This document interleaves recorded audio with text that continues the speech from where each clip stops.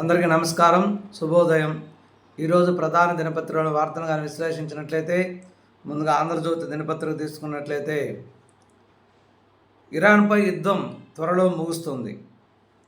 ఆ దేశంలో టార్గెట్ చేయడానికి ఇంకా ఏమీ లేదు. 6 నెలలు అనుకుంటే 2 వారాల్లోపే సాధించాం. మిగిలిన పని గంటల్లో ముగించగలం. నేను ఎప్పుడు అనుకుంటే అప్పుడు యుద్ధం ఆగిపోతుంది. అమెరికా అధ్యక్షుడు ట్రంప్. వ్యూహాత్మక యుద్ధానికి సిద్ధమైన ఇరాన్. హార్మోజ్ జలసంధిలో సముద్రపు మందుపాత్రలు. గల్ఫ్లోని అమెరికా బ్యాంకులు, ఆర్థిక సేవల సంస్థల కార్యాలయాలనే టార్గెట్గా చర్చలు. దుబాయ్ ఫైనాన్స్ సెంటర్లోని సిబ్బందిని ఖాళీ చేసిన సిటీ గ్రూప్, మరో 2 సంస్థలు. దుబాయ్ ఎయిర్పోర్ట్ వద్ద ఇరాన్ డ్రోన్ దాడి, ఓ భారతీయుడు సహా 4 గాయాలు. దుబాయ్ నుంచి భారత్కు వస్తున్న థాయిలాండ్ నౌక మీద దాడి, భారత సిబ్బంది 3 మృతి. ఇది యుద్ధం యొక్క విధానం. అంటే నిన్న అమెరికా అధ్యక్షుడు డొనాల్డ్ ట్రంప్ మాట్లాడుతూ, ఇరాన్పై యుద్ధం త్వరలో ముగుస్తుంది, నేను ఎప్పుడు అనుకుంటే అప్పుడు ముగుస్తుంది, మా అనుకున్న లక్ష్యాలన్నింటినీ సాధించాం, కొన్ని పని గంటల్లోనే ముగించేయగలం అని మాట్లాడడం జరిగింది. కానీ ఇరాన్ మాత్రం దీర్ఘకాలిక యుద్ధానికే వాళ్ళు సిద్ధం చేసుకుంటున్నారు.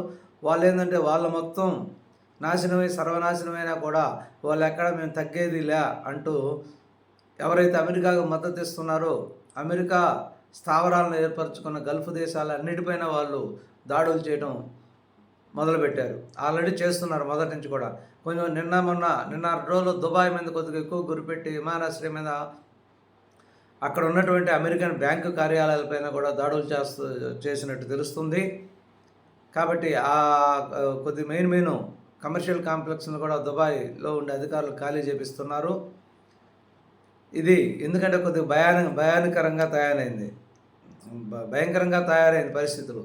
ఎందుకంటే ప్రపంచం మొత్తం నడుస్తున్నటువంటి మెయిన్ ఆయిల్ కానీ ఆగిపోతే ప్రపంచం ఆగిపోతుంది. దానికి తీవ్రమైన ఒత్తిడికి గురవుతున్నాయి ప్రపంచ దేశాలు. ఈరోజు మన భారత్లో ఇబ్బంది లేకపోయినా కూడా ఇబ్బందులు పరోక్షంగా మొదలయ్యాయి. గ్యాస్లో ఇబ్బందులు తలెత్తాయి. హోటల్కి, రెస్టారెంట్లకి, ఈ దేవాలయాల కంటే కమర్షియల్ గ్యాస్ సిలిండర్లు అనుకున్నంత సమృద్ధిగా దొరకట్లేదు. కాబట్టి వాటిలో రిస్ట్రిక్షన్స్ అనేవి ఏర్పడినాయి. హోటల్ వాళ్ళు కూడా వారానికి 1 రోజులు బందులు క్లోజ్ చేయాలని అనుకుంటున్నారు. వాళ్ళ మెనూల్లో కూడా మార్పులు చేసుకోవడం జరిగింది. ఎందువలంటే వాణిజ్య గ్యాస్ సిలిండర్లు అందుబాటులో లేకపోతే దాదాపు రెస్టారెంట్లు, హోటల్స్ అన్నీ కూడా మూతపడేటటువంటి అవకాశం ఉంది. అందుకని ఆన్లైన్ సేవా సంస్థలు, జొమాటో, స్విగ్గీ ఇటువంటి సేవా సంస్థల యొక్క సేవలన్నింటినీ కూడా ఆపేయటం కొంతవరకు ఆపేయడం జరిగింది. ఇంకా పూర్తిగా కూడా ఆగిపోయేటటువంటి అవకాశం ఉంది. అంటే కేంద్ర ప్రభుత్వం ప్రకటించింది, బుక్ చేసిన 2 రోజుల కల్లా సిలిండర్ ఇంటికి వస్తుంది. అంటే గృహ వినియోగదారులకు ఇప్పటికిప్పుడు ఎటువంటి ఇబ్బంది లేకపోయినా కూడా వాణిజ్య అవసరాలకి గ్యాస్లో కష్టాలు మొదలయ్యాయి. ఇంకా ఆయిల్స్లో ఎటువంటి ప్రభావం కనిపించట్లేదు. కానీ ఇంటర్నల్గా ఆయిల్ కంపెనీలు కూడా కొన్ని ముఖ్యమైన నిర్ణయాలు తీసుకోవడం జరిగింది. అంటే కన్జ్యూమర్స్కి ఇస్తున్నటువంటి డిస్కౌంట్ని ఎత్తివేయడం, ఫ్రీ క్రెడిట్స్ తీసేయటం, అటువంటి కొన్ని మార్పులు చేశారు. ఆ ఎఫెక్ట్ డీలర్ల మీద కూడా బాగా పడుతుంది. కానీ ప్రస్తుతానికి వినియోగదారుల మీద ఎటువంటి ప్రభావం ఉండదు. ఆయిల్ అయితే సాధారణంగానే సప్లై జరిగేటటువంటి అవకాశం ఉంది. ఇప్పటికైతే ఎటువంటి మార్పు లేదు. కానీ ఇది ఎక్కువ రోజులు కొనసాగితే మాత్రం ముందు తీవ్రమైన ఇబ్బందులు అనేవి మనం ఎదుర్కోవాల్సి వస్తుంది. ప్రభుత్వం నిజాలు దాస్తుంది. మళ్ళీ వలస పాలనలోకి వెళ్ళామా? ఒక దేశాధినేతను హత్యను ఖండించలేని స్థితిలో మన ప్రధాని. రష్యా చమురు కొనడానికి మనకు అనుమతి ఇచ్చేందుకు ట్రంప్ ఎవరు? మోదీ సర్కారు విధానాలతో అంతర్జాతీయంగా ఒంటరయ్యాం. ఏబిఎన్ ఆంధ్రజ్యోతి డైరెక్టర్ కోగంటి భానుప్రకాష్ ఇంటర్వ్యూలో యోగేంద్ర యాదవ్. ప్రముఖ విశ్లేషకుడు, ప్రముఖ నాయకుడు యోగేంద్ర యాదవ్ అనే అతను భారత ప్రభుత్వాన్ని కొంచెం తీవ్రంగా విమర్శించడం జరిగింది. మళ్ళీ మనం వలస పాలనలోకి వెళ్తున్నామా? రష్యా చమురు భారత్ మీరు కొనుక్కోండి అని చెప్పడానికి, మనల్ని నియంత్రించడానికి ట్రంప్ ఎవరు? ఒక దేశాధినేతను హత్య చేస్తే ఆ హత్యను ఖండించలేని స్థితిలో మనం ఉన్నామా అని చెప్పి ఒక ఇంటర్వ్యూలో మాట్లాడటం కూడా జరిగింది. ఇకపోతే ఎల్ నినోని ఎదుర్కొందాం. సన్నద్ధతపై ప్రభుత్వం దృష్టి, ముందస్తు చర్యలకు రెడీ. ఈసారి ఎండ కూడా బాగా మండే అవకాశం ఉంది. ఆగస్టు వరకు కూడా అధిక ఉష్ణోగ్రతలు ఉంటాయి. నెక్స్ట్ ఇయర్ వర్షాలు తగ్గేటటువంటి అవకాశం ఉంది. అంటే ఎల్ నినో ప్రభావం ఏర్పడుతుంది. దాన్ని ఎదుర్కోవడానికి సంపూర్తిగా సన్నిద్ధం కాండి అని చెప్పి అధికార యంత్రాంగానికి చంద్రబాబు నిన్న దిశానిర్దేశం చేయడం జరిగింది. నిన్న ఈరోజు అమరావతిలో జరిగే కలెక్టర్ సమావేశంలో కలెక్టర్లందరికీ కూడా నిర్దిష్టంగా ఒక కార్యక్రమాన్ని రూపొందించడం జరిగింది. జనంలోకి ఖచ్చితంగా వెళ్లాల్సిందే. నెలలో 8 రోజులు క్షేత్రస్థాయికి వెళ్ళాలి. అక్కడ ఉండేటటువంటి సమస్యల్ని చూడాలి. మీరు క్షేత్రస్థాయికి వెళ్ళకపోవటం వల్లనే ఈ పాలు కల్తీ, రకరకాల కల్తీలు జరగటం, ఆహార పదార్థాలు కల్తీలు జరగటం ఇటువంటివన్నీ జరుగుతున్నాయి. విగాధిపతులు, కార్యదర్శులు కూడా పర్యవేక్షణ కోసం ప్రత్యేక పోర్టల్ ఏర్పాటు. నీరు, పాలు కలుషితమవుతుంటే ఏం చేస్తున్నారు? ప్రజల ప్రాణాలంటే లెక్కలేనితనంగా ఉందా? ఉదాసీనంగా ఉండేవారిపై కఠిన చర్యలు తప్పవు. వచ్చే మార్చి నాటికి భూ వివాదాలు లేని రాష్ట్రంగా ఆంధ్రప్రదేశ్ అని కలెక్టర్ సదస్సులో సీఎం చంద్రబాబు దిశానిర్దేశం చేయటం జరిగింది. ఇంకా రాబో రోజుల్లో రేషన్ కార్డు కాదు, ఫ్యామిలీ కార్డు, ఇక వేరుగా ప్రత్యేక కార్డు, దానితోనే సంక్షేమ పథకాలన్నీ, సూపర్ 6 పథకాలకు అనుసంధానం. 2 ఏళ్లలో 5 లక్షల కుటుంబాలకు బీపీఎల్ నుంచి బయటకు వచ్చేటటువంటి అవకాశం ఉంది. జీరో ప్రాపర్టీస్పై కలెక్టర్ సదస్సులో ప్రజెంటేషన్.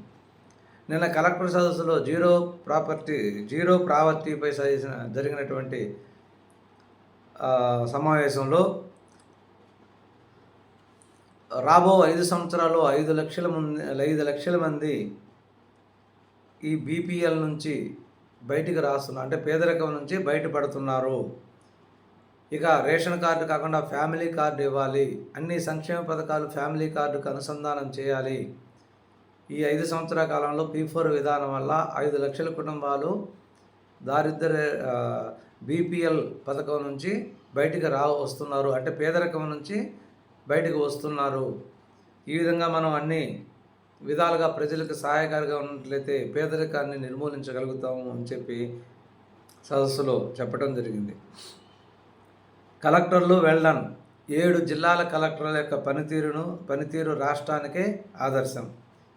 వినూత్న ఆలోచనతో పాలన, సమస్యల పరిష్కారం. అనకాపల్లి, అన్నమయ్య, చిత్తూరు, నెల్లూరు, విశాఖ, విజయనగరం, కోనసీమ కలెక్టర్లకు అభినందనలు. ఈ సక్సెస్ ఫార్ములాను రాష్ట్రమంతా మిగిలిన కలెక్టర్లందరూ కూడా ఆచరించాలని చెప్పి ఆదేశించడం జరిగింది. ఫైల్ క్లియరెన్స్లో అచ్చెన్న టాప్, అనిత లాస్ట్.